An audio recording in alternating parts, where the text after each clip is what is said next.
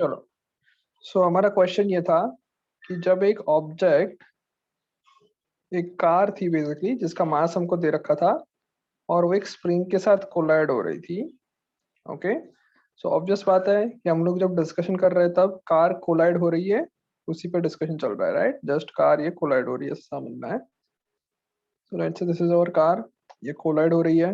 Speed दे रखी कितनी, मास कितना रखा था? मास हमको दे रखा है 1000 kg, राइट? मास 1000 दे रखा है। Yes, yes sir. Hello, okay. Speed कितनी दे रखी है? 18 km/h। इसको हमें विदाउट फेल कन्वर्ट करना पड़ेगा मीटर पर सेकेंड में। सो 5 मीटर पर सेकेंड इसकी स्पीड होगी। स्प्रिंग कांस्टेंट कितना दे रखा था? 6.25 इंटू 10⁻³ न्यूटन मीटर, राइट? कोई doubt? No sir. Okay, so अब क्या है, देखो, स्प्रिंग कांस्टेंट के दे रखा है, एम दे रखा है, वी दे रखा है। इनिशियली जब ऑब्जेक्ट आ रहा था, कार आ रही थी, तो उसके पास टोटल मैकेनिकल एनर्जी जो रहेगी वो सिर्फ और सिर्फ काइनेटिक एनर्जी रहेगी। सो इनिशियली मैं लिख सकता हूँ उसकी काइनेटिक एनर्जी हाफ mv² है। फाइनली जो मैकेनिकल एनर्जी होगी, मतलब जब उसको कंप्रेस हो गई, पूरी कंप्रेस हो गई स्प्रिंग और कार रुक गई, तो फाइनली सिर्फ और सिर्फ एनर्जी कौन सी होगी?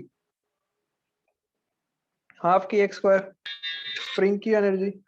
और मैकेनिकल एनर्जी कंजर्व रहेगी बिकॉज कोई भी नॉन कंजर्वेटिव फोर्स नहीं लग रहा। तो वही जो पहले किया था, half mv² is equal to half की x²। हो जाएगा? करके बताओ। x sir will be √m/k into v. Okay, ये तुम्हारा x आ जाएगा। कोई डाउट किसी को भी? नहीं सर। किसी को कोई डाउट?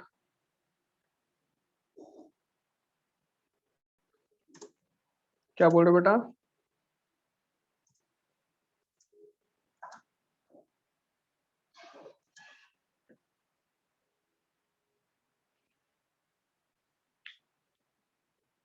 चलो बढ़े आगे, आगे बढ़े। Yes sir. सर चलो next क्या है? सो नेक्स्ट सेम क्वेश्चन है, डिफरेंस क्या आ जाएगा अब? सर अब फ्रिक्शन भी आ गया। ओके, कोई बात नहीं, अगर फ्रिक्शन आ गया उससे तुम्हें क्या फर्क पड़ने वाला है? कुछ फर्क पड़ेगा क्या फ्रिक्शन से?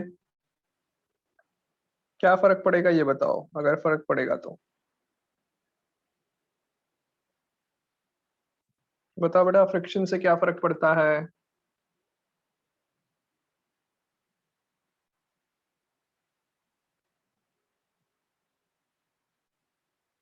Hello, yes sir.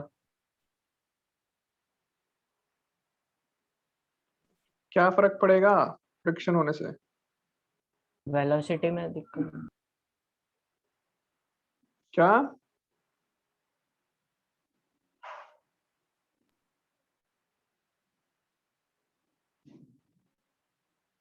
सर वो जल्दी रुक जाएगी। अपने कौन कौन से लॉ लगा सकते हैं, कौन कौन से लॉ नहीं लगाएंगे, ये बताओ। अगर फ्रिक्शन है तो क्या लॉ लगा सकते हैं, कौन से लॉ नहीं लगा सकते, वो बताओ।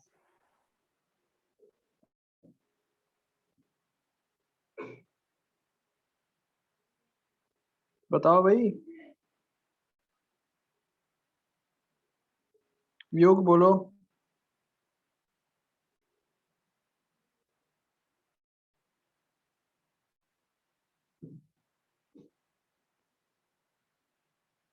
यस, युग बोलो।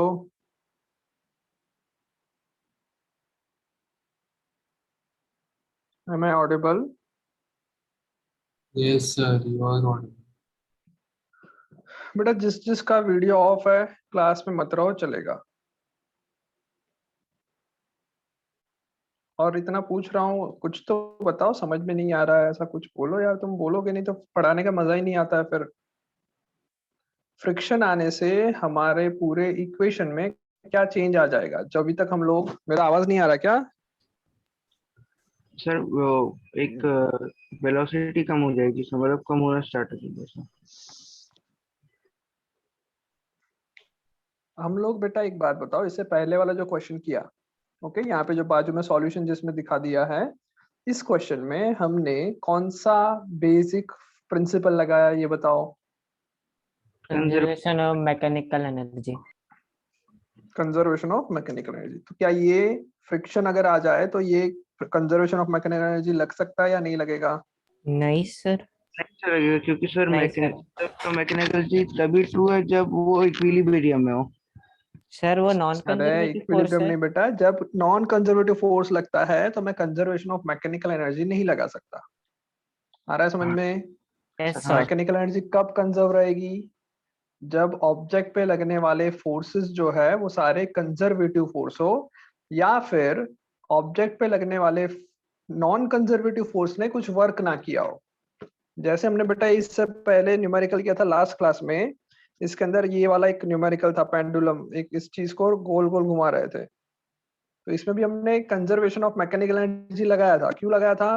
बिकॉज इधर एक जो टेंशन फोर्स है वो हमेशा डिस्प्लेसमेंट से 90 डिग्री पे है, तो work done by non conservative force कितना था? Work done by non conservative force 0 था। ओके, तो जब work done by non conservative force 0 sorry sorry, so जो work done by non conservative force 0 हो, तब या तो मैं लगा सकता हूं, या तो फिर नॉन कंजर्वेटिव फोर्स हो ही ना, तब मैं कंजर्वेशन ऑफ मैकेनिकल एनर्जी लगा सकता हूं। यहां तक समझ में आया? कोई डाउट No, बेटा? कोई डाउट? no, तो मैं इधर कंजर्वेशन ऑफ मैकेनिकल एनर्जी नहीं लगा सकता। इतना समझ में आ गया?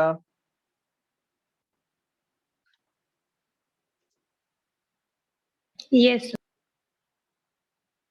ओके, कोई डाउट नहीं ना? आगे बढ़े। तो अगर मैं कंजर्वेशन ऑफ मैकेनिकल एनर्जी तो नहीं लगा सकता, इतना हमें समझ में आ गया, राइट? सो दूसरी चीज क्या लगा सकते हैं वो सोचेंगे।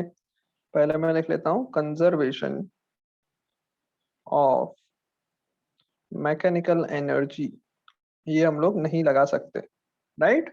चलो, वर्क एनर्जी थ्योरम लगा सकते हैं क्या?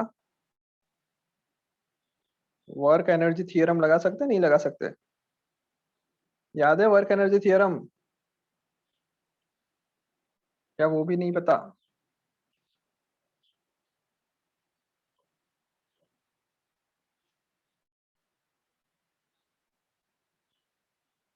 वर्क एनर्जी थ्योरम याद है? अरे हाँ सर यार। मेरी आवाज नहीं आ रही क्या? बताओ क्या कहता है वर्क एनर्जी थ्योरम?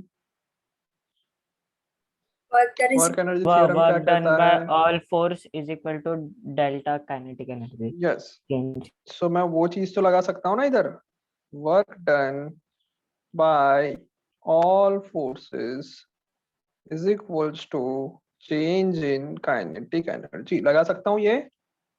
इसमें कोई प्रॉब्लम?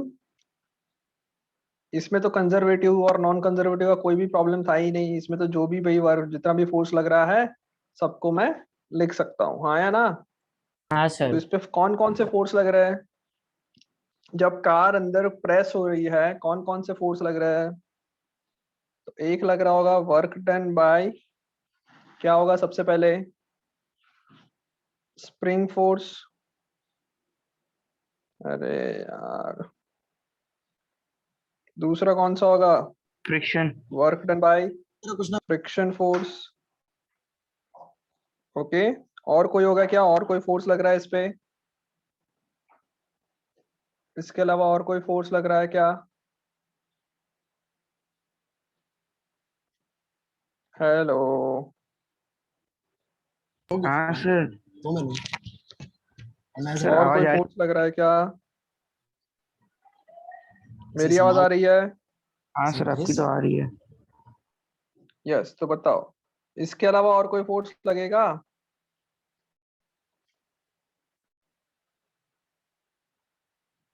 इसके अलावा और कोई फोर्स लगेगा? नो नहीं लगेगा। एक कोई एमजी नहीं। लगे। अश्मी तुम्हारी भी आवाज नहीं आ रही है आज?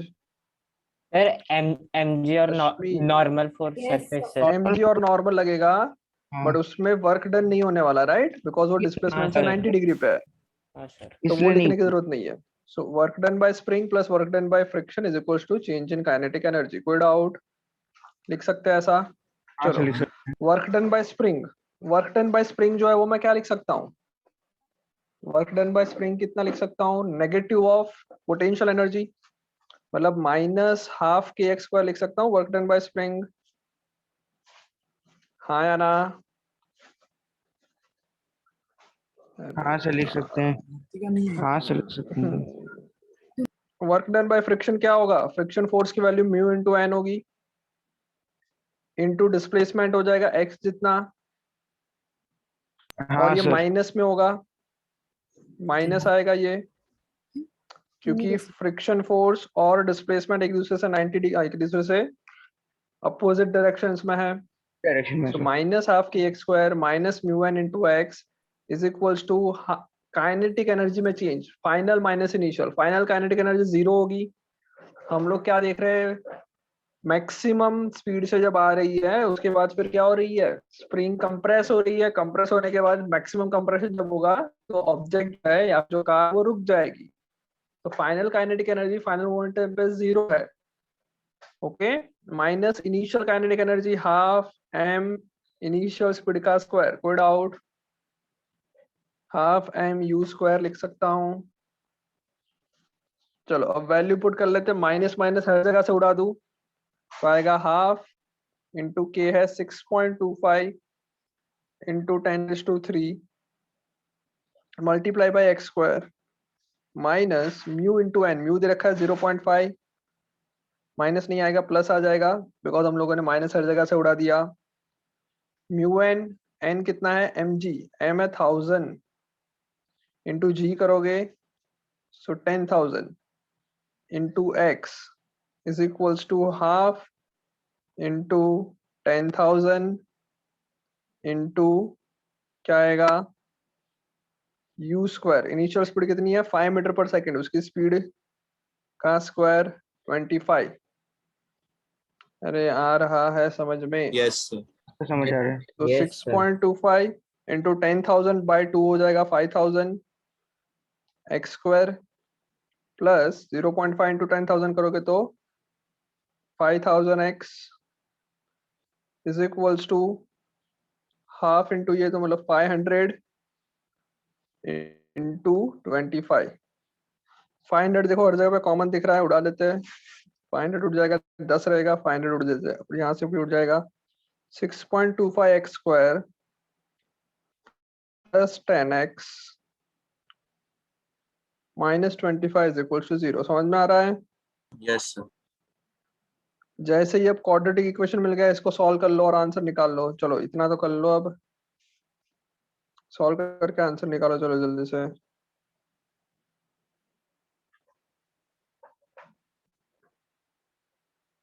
जल्दी से कर लो इतना सॉल्व और फाइनल आंसर बताओ।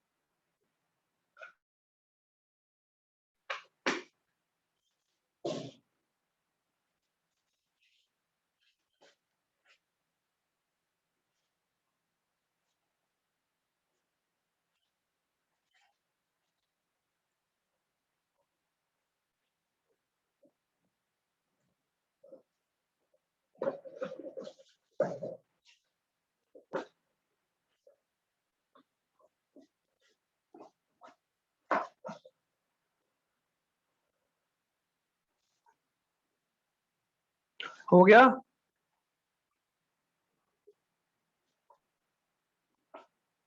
Sir 4 plus minus 2 root 29/5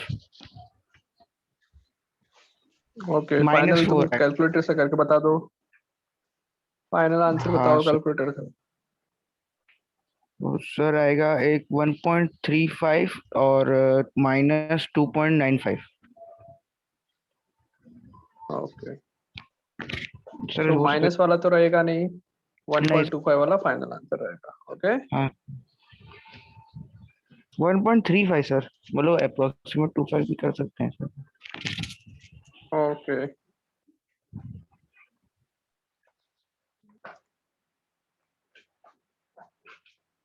one 1.35 is the final answer. आया समझ में? हाँ सर। हो गया सबका?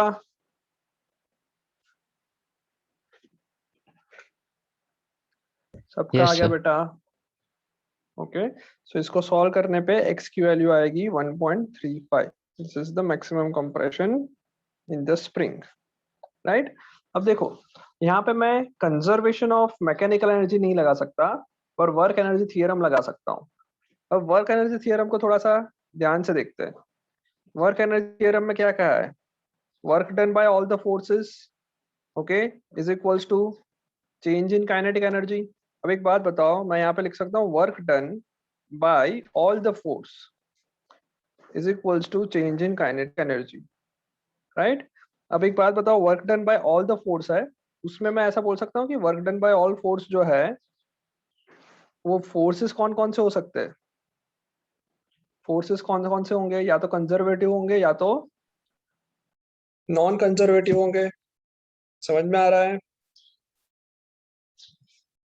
कोई डाउट? नहीं सर, कोई डाउट। नो तो sir. Work done by all the forces में लिख लेता हूँ कि भाई conservative plus work done by non conservative is equals to change in K. Work done by non conservative जो है उसको मैं लिख सकता हूँ minus of change in potential energy, because conservative force का जो वर्क डन होता है वो चेंज इन पोटेंशियल एनर्जी के इक्वल होता है। M I Audible? Yes. समझ में आ रहा है जो लिख रहा है वो? Okay so work done by non conservative is equals to change in kinetic energy minus delta P को उस तरफ ले जाता है। Okay, so work done by non-conservative forces is equals to change in KE plus change in PE. समझ में आ रहा है? इसका मतलब ये हुआ बेटा कि यहाँ पे जो फ्रिक्शन फोर्स है, इस केस की अगर हम बात करें कि फ्रिक्शन फोर्स जो है वो क्या कर रहा है?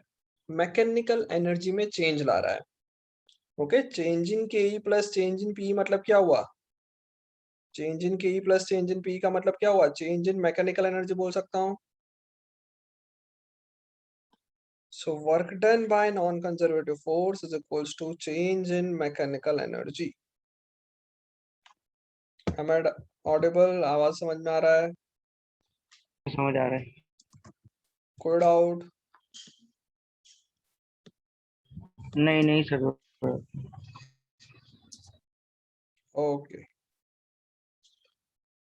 लिख लो जल्दी से इतना।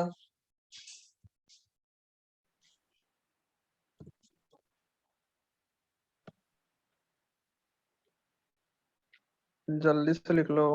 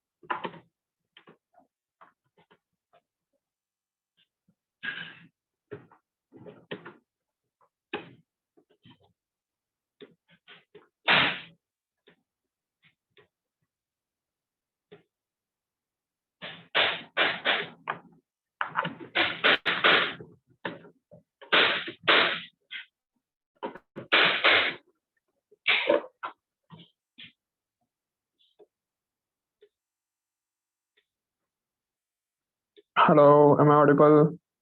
Yes sir. कर लिख हाँ लिया सर। इतना? कोई डाउट यहाँ तक? बढ़े फिर आगे।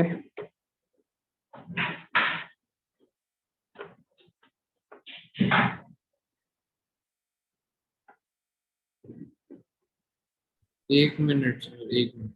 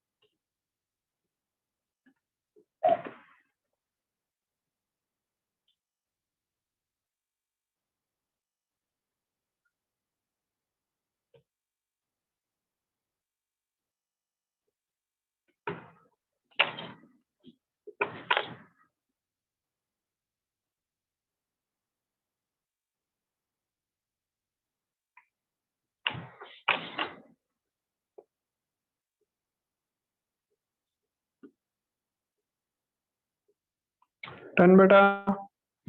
हाँ सर।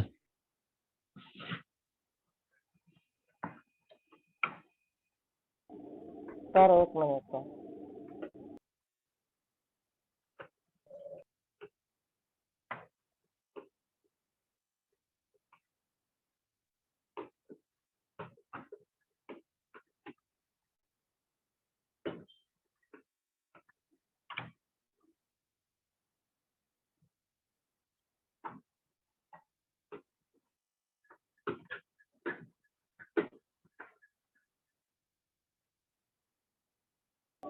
हाँ सर हो गया। हो गया सबका? Yes sir.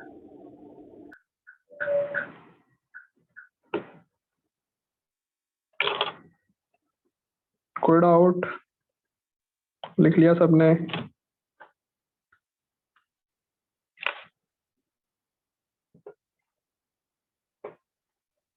लिख लिया बेटा यहाँ तक? हाँ सर। ओके, आगे बढ़े। हाँ सर। Yes sir. चलो, नेक्स्ट बेटा थोड़ा थियोरेटिकल पोर्शन है, वो हम लोग पहले कंप्लीट कर। Right, so various form of energy दिख रहा है सबको? पेज क्लियर दिख रहा है? हाँ sir. Okay, so various energy, so बहुत सारे टाइप के एनर्जी, और हम सबको पता है, तुम लोगों ने सबने पढ़ा हुआ है, energy can neither be created nor destroyed. कभी एनर्जी को क्रिएट नहीं कर सकते। सो टोटल एनर्जी जो रहेगी वो हमेशा इक्वल रहेगी। ओके, कांस्टेंट रहेगी। जस्ट फॉर्म से दूसरे फॉर्म में कन्वर्ट हो सकती है एनर्जी। सो हमने एनर्जी के टर्म्स में देखा था 3-4 चीजें। हम लोग जो अभी एनर्जी की बात करते हैं उसके अंदर मेनली हम लोग बात करते हैं कौन सी? Kinetic energy, potential energy. हाँ या यस ना? सर। ओके, इसके अलावा हम और कोई एनर्जी की बात नहीं करते हैं। ओके, अब इसमें और भी टाइप की एनर्जी है। जैसे कि मान लो हम लोगों ने अभी थोड़ी देर पहले देखा कि जो मैकेनिकल एनर्जी में चेंज आ रहा है वो क्या कर रहा है? That will be equals to, the difference in the mechanical energy will be equal to change, sorry, work done by the friction. मतलब फ्रिक्शन भी क्या कर रहा है? एनर्जी को लूज कर रहा है। तो फ्रिक्शन जो है वो क्या करता है? एनर्जी को कौन से फॉर्म में कन्वर्ट कर लेता है? तो हम लोग बोल सकते हैं कि हीट के फॉर्म में कन्वर्ट कर देता है। ओके, और उसको हम वापस उससे वर्क नहीं निकाल सकते। आ रहा है समझ में? हाँ सर। ओके, चलो, तो अब ये सारे फॉर्म में जो एनर्जीज है उसका बेसिक बेसिक क्या है वो सिर्फ देखना है। राइट, तो सबसे पहले हीट एनर्जी। हीट एनर्जी क्या होती है? तो बेटा जैसे ही हम लोगों ने काइनेटिक एनर्जी पढ़ी है, वैसे ही अगर कोई भी एक मटेरियल के अंदर जितने भी पार्टिकल्स है उसकी अगर काइनेटिक एनर्जी कैलकुलेट करें, तो वो काइनेटिक एनर्जी को हम क्या कहते हैं? Heat energy. समझ में आ रहा है? तो heat energy is nothing but the kinetic energy of the smaller particle of the object. Object के अंदर सारे पार्टिकल होते हैं, वो अपने आप क्या करते रहते हैं? वाइब्रेशनल मोशन करते रहते हैं। So because of this vibrational motion kinetic energy इसके पास आ रही है, और उस काइनेटिक एनर्जी को हम लोग क्या बोल रहे हैं? Heat energy. समझ में आ रहा है? कोई डाउट? Yes, sir. ओके। सो हमने जो क्वेश्चंस किए उसके अंदर क्या हो रहा था? तो उसके अंदर फ्रिक्शन की वजह से एनर्जी लूज हो रही थी। हमेशा हम लोगों ने पढ़ा था कि भाई मैकेनिकल एनर्जी तो कांस्टेंट रहती है, पर फ्रिक्शन है तब कांस्टेंट नहीं रहेगी। तो क्यों नहीं रहती है? बिकॉज वो जो वर्क डन हो रहा है फ्रिक्शन का, वो हीट एनर्जी में कन्वर्जन हो जाता है। ओके, समझ में आ रहा है? कोई doubt? No sir. Second is chemical energy. Chemical energy क्या होता है? तो केमिकल एनर्जी मतलब पार्टिकल्स जब एक दूसरे के साथ कांटेक्ट में रहते हैं, उस कांटेक्ट की वजह से उनके बीच में इंटरमॉलिक्यूलर फोर्सेस लगते हैं, और ये जो इंटरमॉलिक्यूलर फोर्सेस लग रहे हैं, दैट एनर्जी मतलब because of that energy chemical energy कोई भी ऑब्जेक्ट के अंदर आती है। आ रहा है समझ में? Yes, sir. Good out. Okay, तो केमिकल एनर्जी किसकी वजह से आती है? Because of intermolecular forces between the particles of the object. Heat energy कैसे आती है? It is due to the kinetic energy of the particle of the object. कोई doubt? Yes, sir. Okay. Chemical energy भी दो type की होती है कि अगर मैं केमिकल एनर्जी को रिलीज करना चाहूँ तो भाई दो फॉर्म में कन्वर्ट हो सकती है, एक्सोथर्मिक रिएक्शन, एंडोथर्मिक रिएक्शन। ये तुमने केमिस्ट्री में पढ़ा होगा। सर हाँ बोलो बेटा। सर तो इस कंक्लूजन से हम फोर्स को डायरेक्ट एनर्जी से रिलेट कर सकते हैं? फोर्स को हम बेटा वर्क से रिलेट कर सकते हैं, और वर्क को एनर्जी से रिलेट कर सकते हैं। Force is not a type of energy. Okay, okay sir. Force को हम रिलेट नहीं कर सकते एनर्जी के साथ। Yes sir. चलो, कोई डाउट यहाँ तक? No sir. बढ़े आगे, आगे बढ़े। Okay, so next exothermic endothermic पता है सबको? हाँ सर। ओके, केमिकल एनर्जी जो कोई भी ऑब्जेक्ट में होती है उसको जब रिलीज होती है, तो वो एनर्जी अगर रिलीज करे तो उसको एक्सोथर्मिक कहेंगे। जैसे कि मान लो हम लोग कोई भी एक फ्यूल को बर्न कर रहे हैं, तो फ्यूल को बर्न कर रहे हैं तब क्या हो रहा है? फ्यूल की जो केमिकल एनर्जी है it is converted into the heat energy.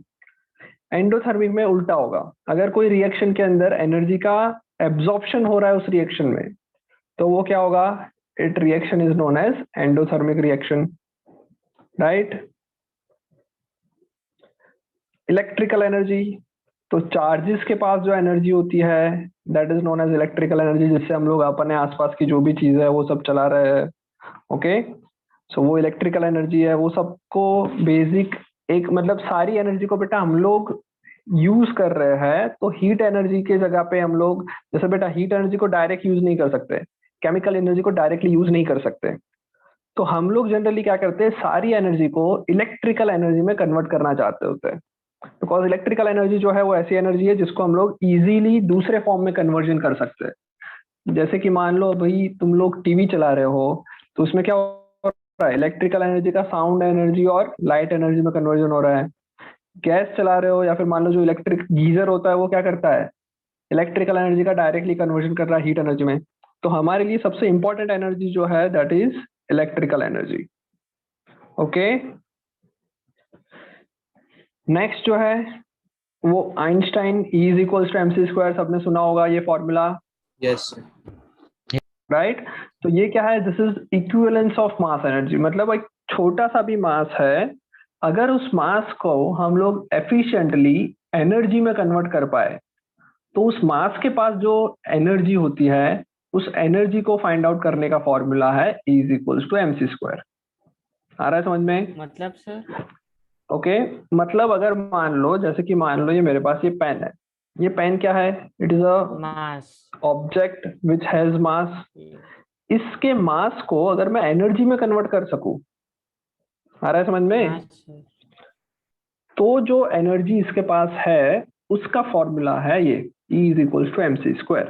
This is known as mass equivalent energy. आ रहा है समझ में? हाँ सर, हाँ सर। इसमें c क्या है? It is speed of light. और इसी के अंदर देखो एक कैलकुलेशन दे रखा है। ओके, क्या दे रखा है? देखो, अगर 1 kg मास ले ले, ओके, तो उसके पास 1 kg मास के पास जो एनर्जी आएगी वो कितनी आएगी? 1 × 3 × 10⁸ उस पूरे का स्क्वायर, तो 9 × 10⁻16 जूल। इतनी ज्यादा एनर्जी होती है 1 kg मास के पास। Okay, so this is equivalent to the annual electric output of a large 300 megawatt power generating station. तो अगर हम लोग मास को एफिशिएंटली एनर्जी में कन्वर्ट करना आ जाए तो कोई इश्यू नहीं आएगा। पावर का जो कंजम्पशन का इश्यू आता है वो बिल्कुल इश्यू नहीं रहेगा। समझ में आ रहा है? Any doubts? No sir. No, sir. No sir. Okay, चलो। सो ये सारी एनर्जीज दे रखी है, इसका एज सच हमें कोई फायदा नहीं है। ओके, तुम अपने इंटरेस्ट के लिए पढ़ना चाहो तो पढ़ सकते हो, राइट?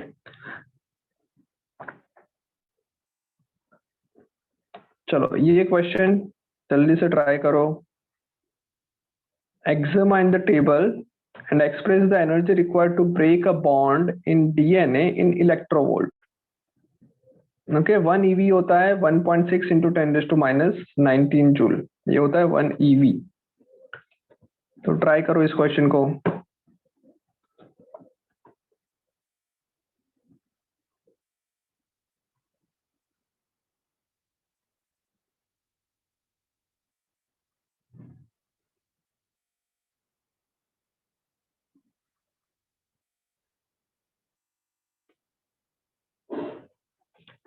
आ रहा है बेटा समझ में? हाँ सर। सॉरी। ओके, सो क्या डिस्कस किया था हमने? पावर का डिस्कशन चल रहा था, राइट? जिसके अंदर पावर की डेफिनेशन मैंने लिखने को दी थी। लिखी थी डेफिनेशन? हाँ सर, लिखी। ओके, पावर की डेफिनेशन लिखाई। उसके बाद हम लोगों ने एवरेज पावर लिया। एवरेज पावर कितना आएगा? Total work done upon total time. Yes, तो एवरेज पावर जो होता है that is total work done upon total time हो जाएगा। और अगर तुमसे कोई पूछे कि भाई एवरेज तो पता है, इंस्टेंटेनियस बताओ, तो इंस्टेंटेनियस कैसे पता चलता है?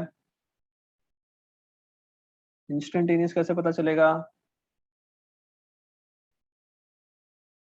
इंस्टेंटेनियस कैसे निकालते हैं बेटा? क्या करना होता है जब भी इंस्टेंटेनियस की बात चलती है तब? हेलो,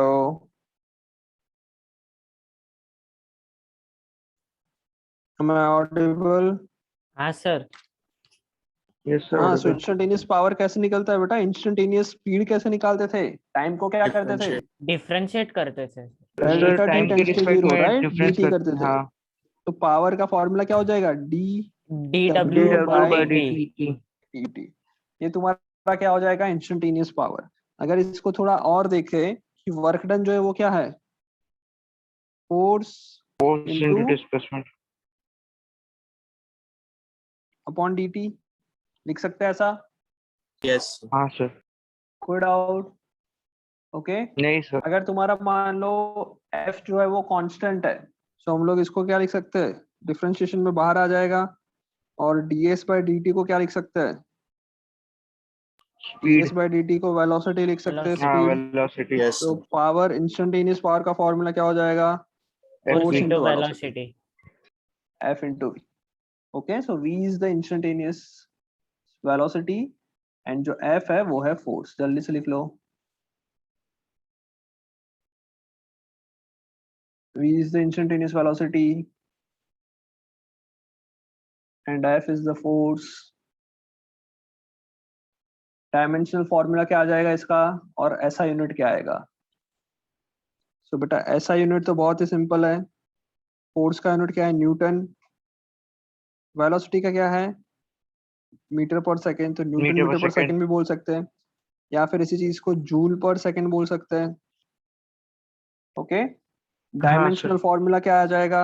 सो डायमेंशनल हो जाएगा ml/2t - 2। ये होता है किसका? वर्क का या फिर एनर्जी का। डिवाइडेड बाय टाइम कर रहे हैं, राइट। सो आ जाएगा mL2T minus 3. This is the dimensional formula of power. Okay, yes sir, इसके अलावा बेटा और यूनिट क्या होते हैं पावर के? तो एक वेरी कॉमन यूनिट है horse power. 1 horse power HP बोलते हैं इसको। Yes. तो सर आपकी वॉइस 746 बहुत क्रैक वॉट। हो रही है। हेलो, आ रही है आवाज? सर अभी भी थोड़ी थोड़ी क्रैक हो रही है। Hello, am I audible? Clear है अब? हाँ सर अब क्लियर। ओके, तो बेटा वॉट जो है इट इज ऐसा यूनिट जिसको मैं जूल पर सेकंड भी लिख सकता हूँ। दूसरा यूनिट हमने देखा that is a commercial unit which is known as horse power, और 1 हॉर्स पावर होता है 746 वॉट। Okay, 1 HP 746 what. इसके अलावा किलो वॉट आवर होता है। ओके, किलो वॉट आवर तुम 10th में भी पढ़ा हुआ है। Yes 1 kilo watt hour electricity bill measure करने के लिए काम आता है। सो लिख लो ये चीज, 1 kilo watt hour is also unit of energy. तो ये हो जाएगा 100 watt into 10 hour is 1000 watt hour, which is equals to 1 kilowatt, which is equals to 10 raised to 3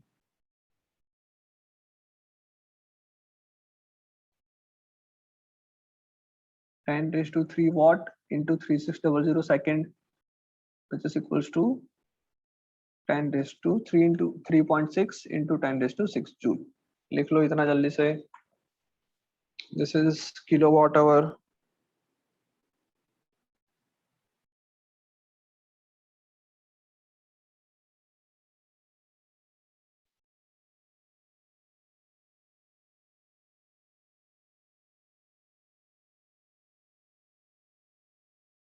लिख लिया?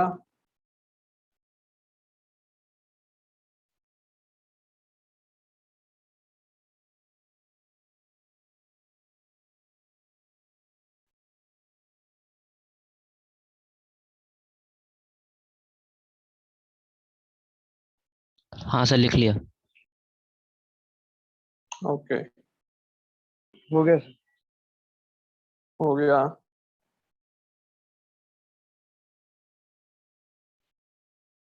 चलो बड़े फिर आगे।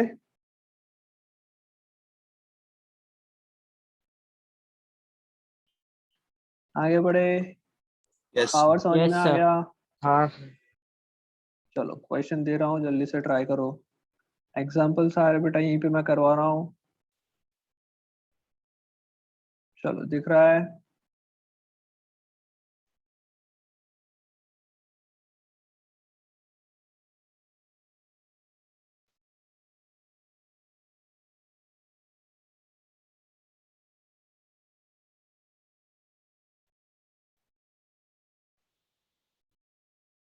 चलो ये क्वेश्चन ट्राई करो फटाफट।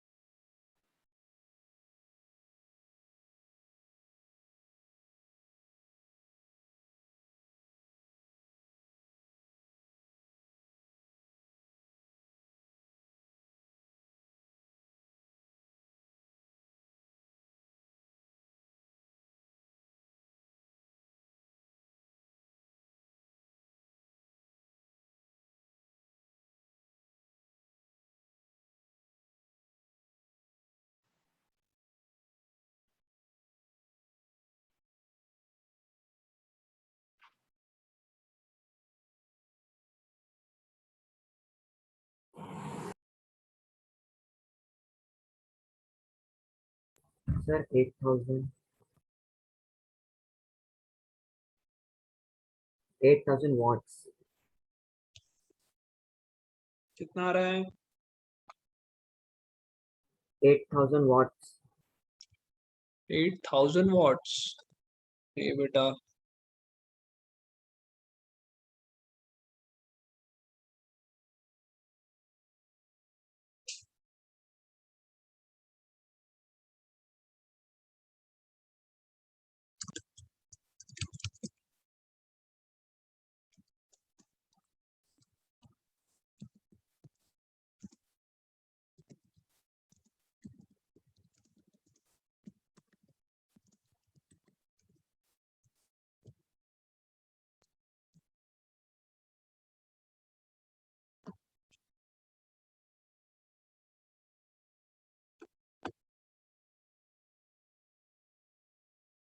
चलो क्वेश्चन समझ में आ रहा है? An elevator आ रहा can है, carry a maximum load of 800 kg is moving up with a constant speed of 2 meter per second. The frictional force opposing the motion is 4000 Newton. Determine the maximum power delivered by the motor to the elevator in watts as well as in horsepower. So क्या करना है बताओ इसमें? Sir, 22,000 watts. 22,000 watts. Yes, that is correct. देखो इसका मास दे रखा है तो mg फोर्स एक नीचे लगेगा, दूसरा फ्रिक्शन का फोर्स भी नीचे लग रहा है, और जो मोटर होगी वो उसको कुछ फोर्स लगा के ऊपर खींच रही होगी। अब ये कांस्टेंट स्पीड से जा रहा है 2 मीटर पर सेकंड की, सो जो टोटल फोर्स अपवर्ड लग रहा होगा उतना ही फोर्स डाउनवर्ड भी लग रहा होगा। So friction force plus mg 4000 plus 18,000, this is the force supplied by the motor, right? कितना आएगा? 18,000 plus 4,000 22,000 आएगा। Yes, कोई sir, डाउट? 44,000 watts. क्या बोल रहे हो बेटा? हाँ सर, करेक्ट है, 44,000 watts है सर। ओके, सो ये पावर आया, सॉरी फोर्स आया। पावर निकालने के लिए क्या करेंगे? Force into velocity, 22,000 into speed है 2, 44,000 वॉट। इसको और चाहिए हमें हॉर्स पावर में, सो हॉर्स पावर में कन्वर्ट करने के लिए क्या करेंगे? 44,000 डिवाइडेड बाय 746, ये अराउंड आ जाएगा 59 HP। Any doubts?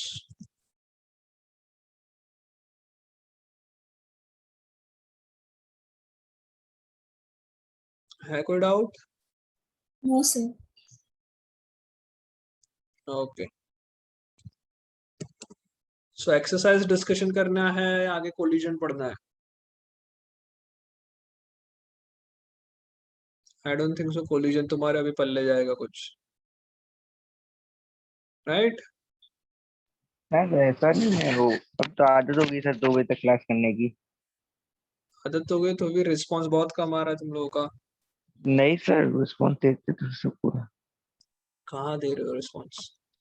Sir offline लगवा दीजिए ना क्लास, भी ऑनलाइन में मजा ही नहीं आ रहा सर। अब वो हमने ओपी सर को भी बोला था, बोल रहे कुछ करते हैं। अच्छा, चलो कोई बात नहीं, मैं कुछ ऑनलाइन में क्वेश्चंस बड़ी दे रहा हूँ, दिक्कत वो है ट्राई सर, करो कभी एक्सिगमा के। हाँ sir.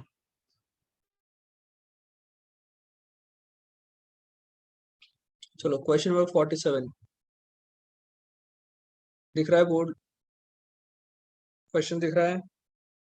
A block of mass sliding on a horizontal smooth surface with a velocity v beats a long horizontal spring fixed at the one end of the having friction constant k as shown in the figure. Find the maximum compression in the spring. Will the velocity of the block be the same as v when it comes back to the original position as shown? तो ये तो हम लोगों ने किया हुआ है, right?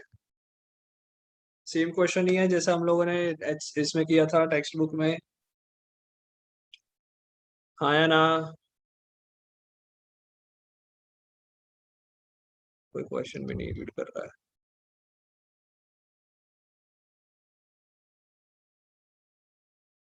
Hello,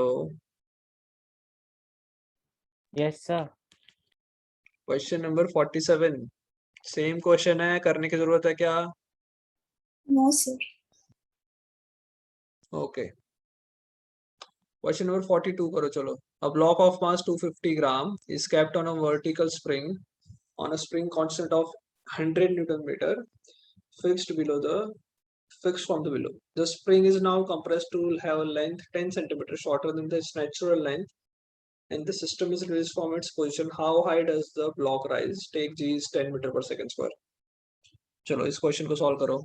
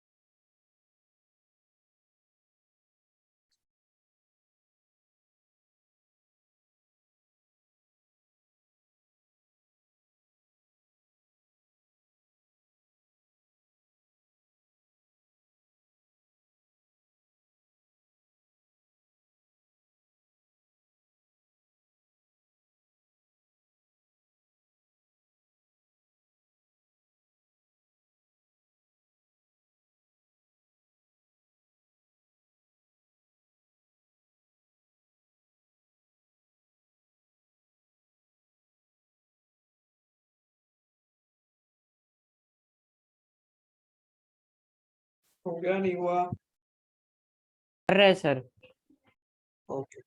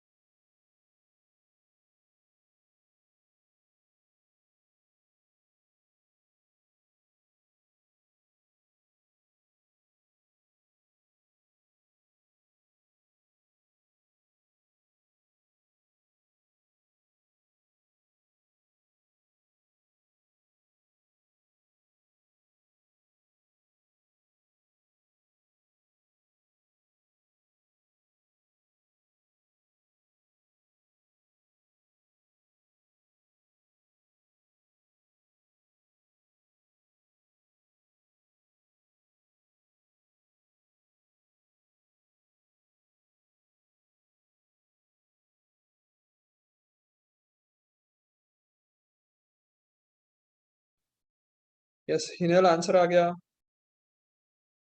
Yes, sir. 0 point कितना आ रहा है answer? Sir, 0.2 meter. 0.2 metre. Okay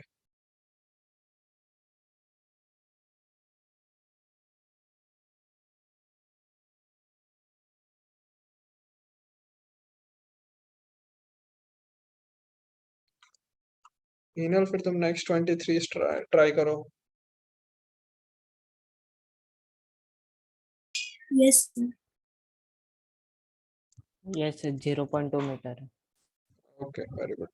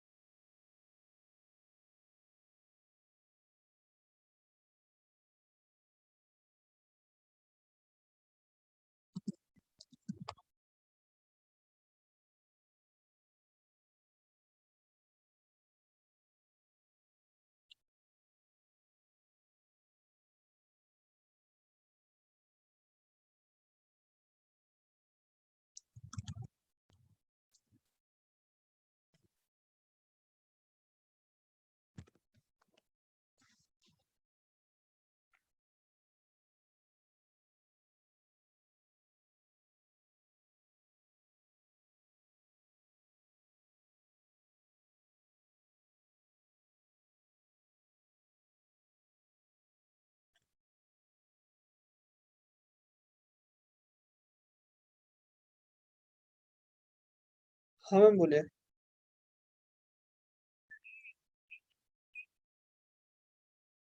नहीं आज नहीं करना है। आज नहीं करना है।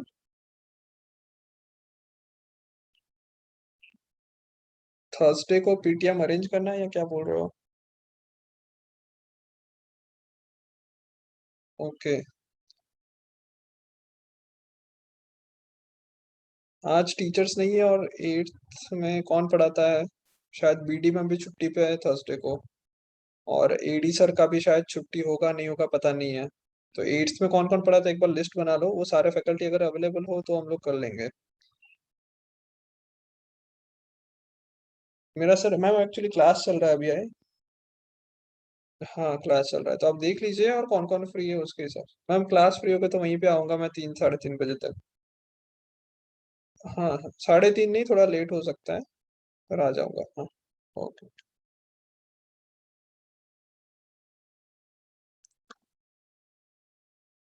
हो रहा है बेटा सबसे?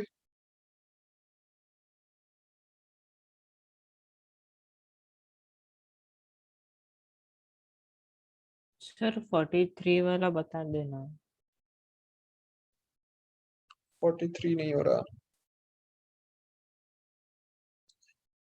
क्या है देखो बेटा एक ब्लॉक है inclined plane inclination 37 a small block of mass 2 kg starts slipping from the inclined plane at a point 4.8 meter away from the spring. The block is compressed the spring by 20 centimeter, stops momentarily and rebounds through the distance of 1 meter up the inclined plane. Find the friction coefficient between the plane and the block.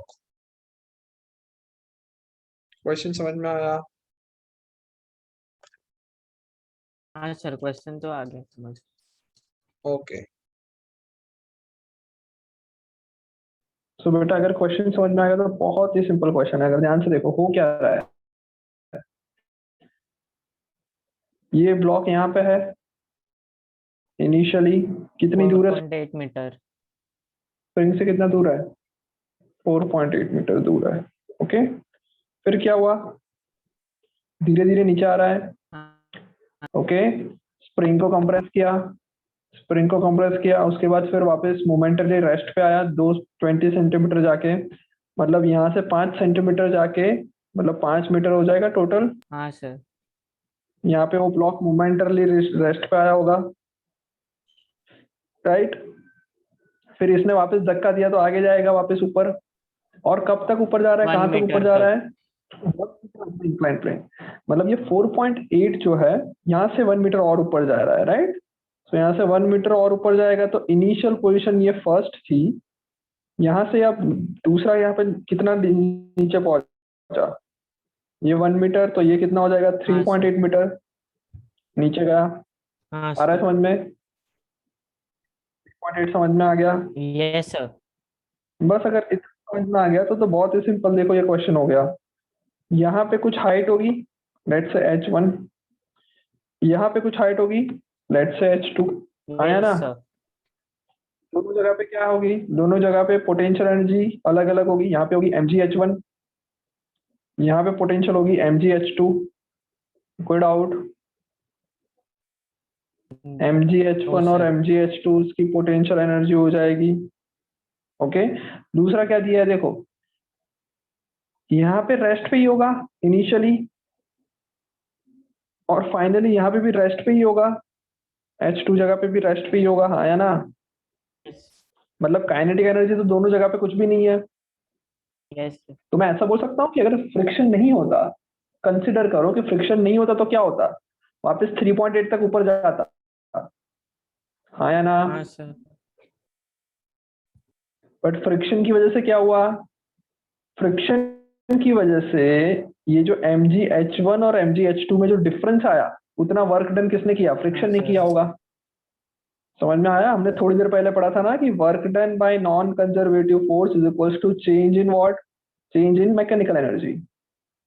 तो mechanical energy में कितना change आया, mechanical energy में change आया, initial mechanical energy थी mgh1, final mechanical energy थी mgh2।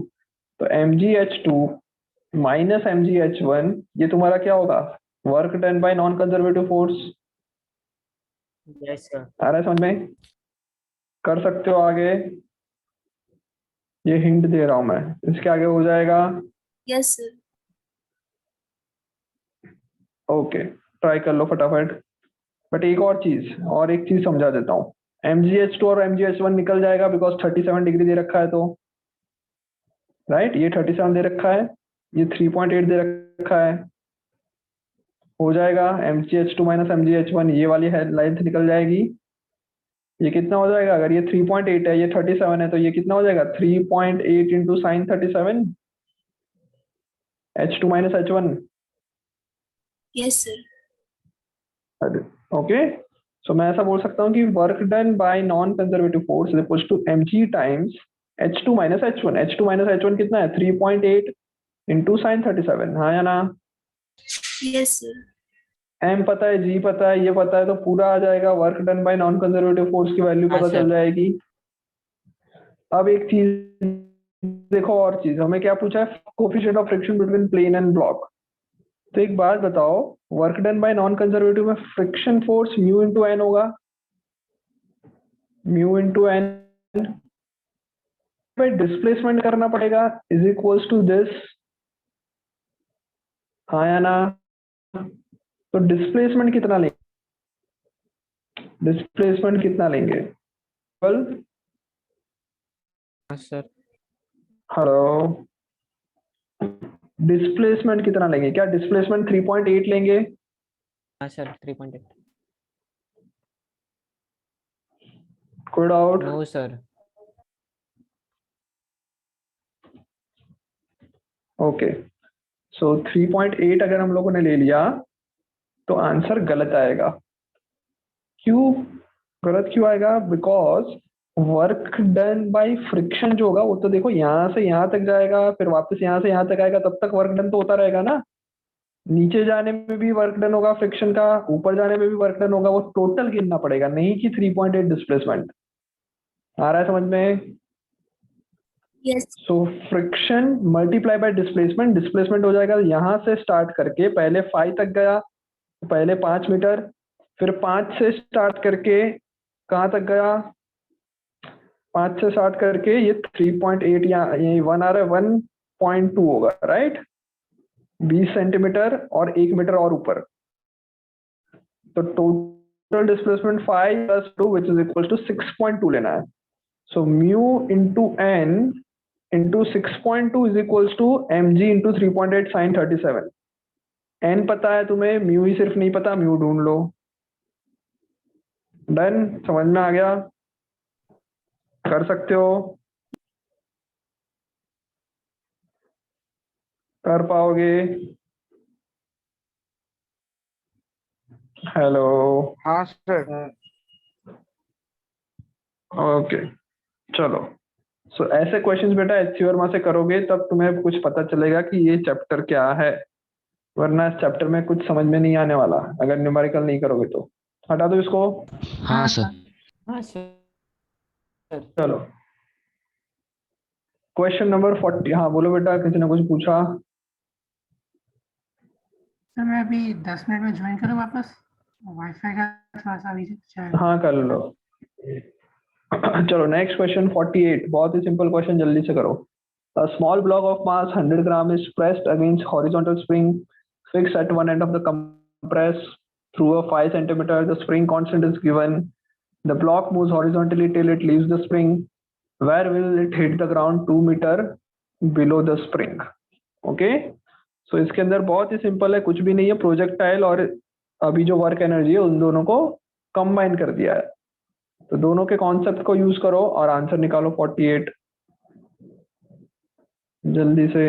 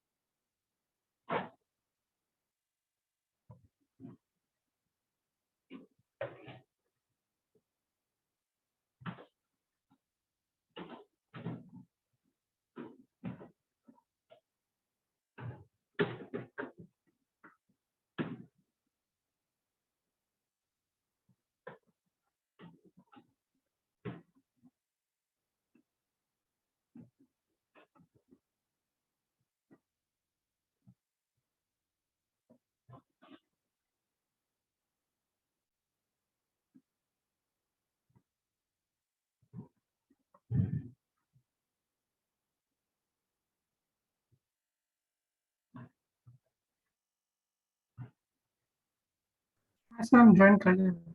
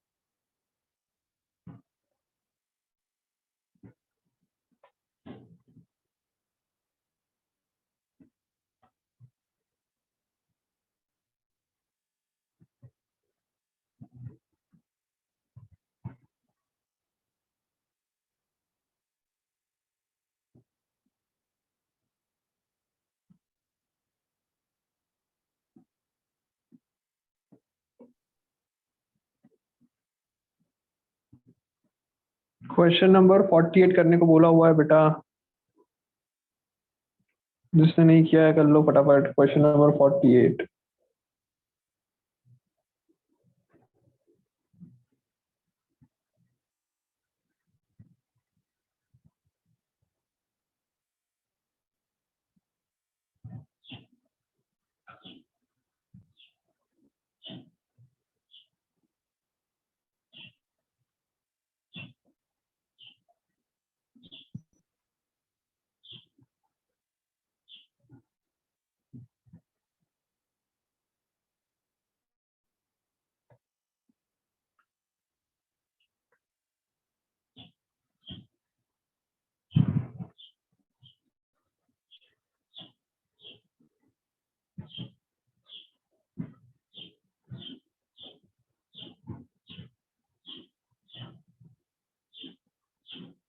तुम क्या पूछ रहे हो बेटा स्वयं?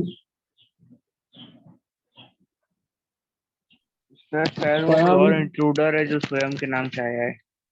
नहीं तो अब तक स्वयं बोल देता क्लास में।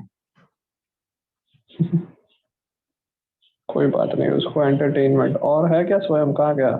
चला गया है अभी? सर है सर, ऐसा पहले भी ऐसा मैसेज भेजा है।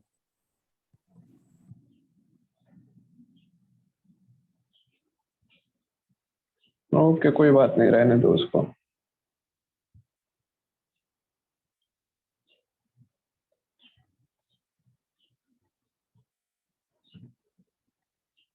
सर तो स्वयं की कोई और है। स्वयं है कोई और है? चलो कोई बात नहीं, जिसको भी हो होने दो। सर क्लास में दो दो युग पटेल है। कोई बात नहीं, क्वेश्चन हुआ या नहीं हुआ उस पर बात करो।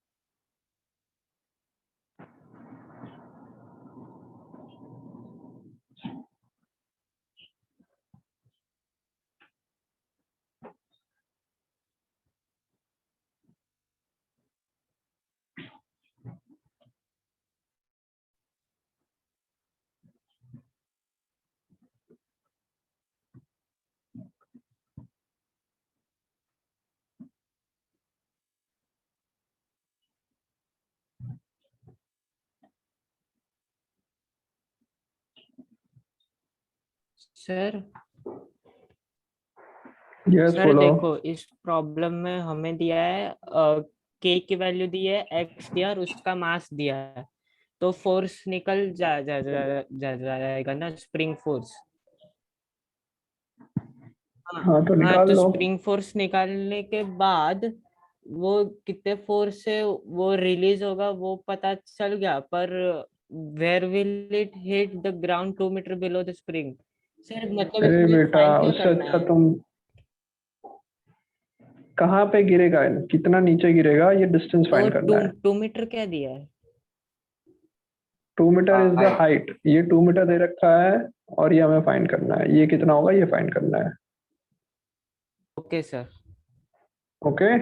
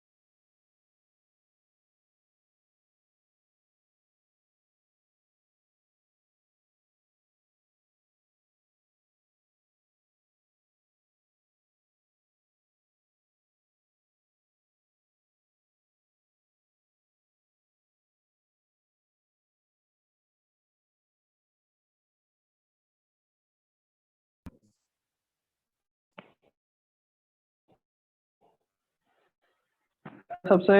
Yes, sir. हाँ स्टार्ट। ओके